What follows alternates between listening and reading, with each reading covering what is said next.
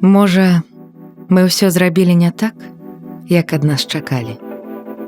Мы самаарганізаваліся для дапамогі лекарам, стварылі альтэрнатыўны падлік галасоў на выбарах, арганізавалі назіральнікаў, аб'ядналі галасы вакол аднаго кандыдата, арганізавалі мірныя маршы, што дало магчымасць убачыць адно аднаго сотням тысячаў беларусаў. Сталі нарошчваць міжнародную легітымнасць Святланы Ціханаўскай і пазбаўляць легітымнасці Лукашэнку. Стварылі дваровыя супольнасці, сталі аднаўляць закрытыя ў Беларусі медыі і грамадскія супольнасці. Паказалі беларусам мноства злачынстваў і карупцыйных схемаў рэжыма. Стварылі сетку друкаванага самвыдату для распаўсюджвання сумленнай інфармацыі ў Беларусі.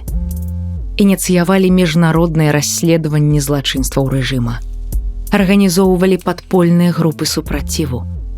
Арганізавалі партызанскае супрацьстаянне вайне. Пачалі ствараць кадравы рэзерв і навучаць будучых чыноўнікаў. Арганізавалі першыя нацыянальныя баявыя падраздзяленні.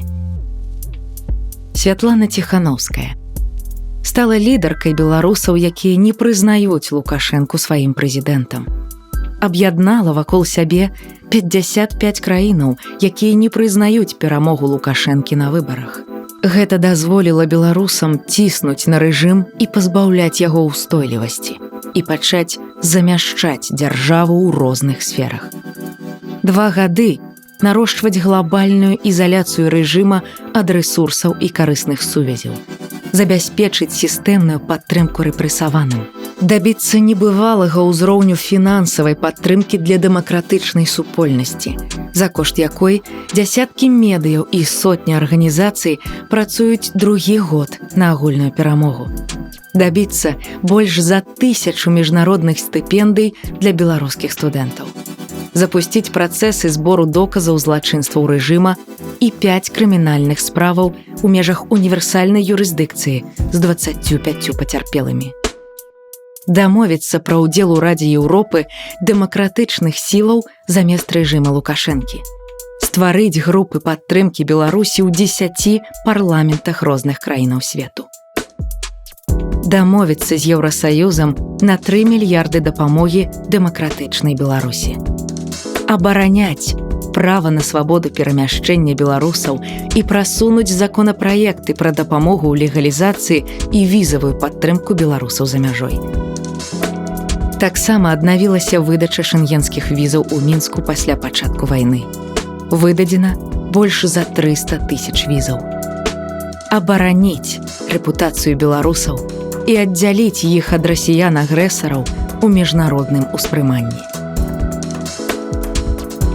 Канешне, гэта далёка не ўсе ініцыятывы і арганізацыі, якія сталі часткай нашага руху. На пералік усіх не хапіла б нават 2 дзён канферэнцыі. А самае важнае і каштоўнае – гэта тысячы людзей унутры краіны і за яе межамі, якія штодня пытаюцца ў нас, чым я магу дапамагчы. Менавіта на валанцёрах трымаецца ўвесь наш рух.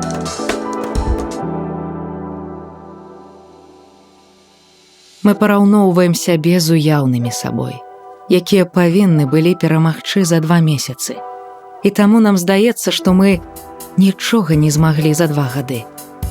Але нам трэба параўноўваць сябе з ранейшымі сабой, якія ніколі раней пасля выбараў не заходзілі так далёка, не аб'ядноўваліся так надоўга і не рабілі так шмат.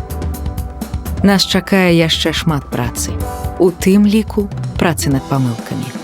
І мы зробім яе разам.